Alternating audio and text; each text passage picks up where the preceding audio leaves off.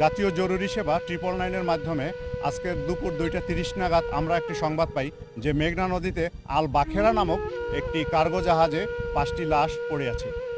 আমরা সংবাদ পেয়ে তাৎক্ষণিকভাবে চাঁদপুর নৌ পুলিশ অঞ্চল থেকে আমি আমার সাথে অতিরিক্ত পুলিশ সুপার এবং সহকারী পুলিশ সুপারকে নিয়ে আমরা হরিণাঘাট নৌ পুলিশ ফাঁড়িতে আসি এবং আগে থেকেই এখানে আমাদের একটি স্পিড বোট রেডি করা ছিল।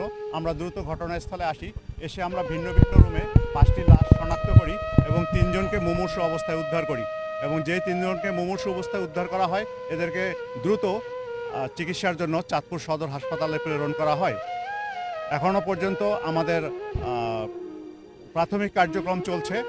আপাত দৃষ্টিতে মনে হচ্ছে যে দেশীয় অস্ত্র দ্বারা এদেরকে আঘাত করে মারা হয়েছে এবং ভিন্ন ভিন্ন রুমে পাওয়া গেছে।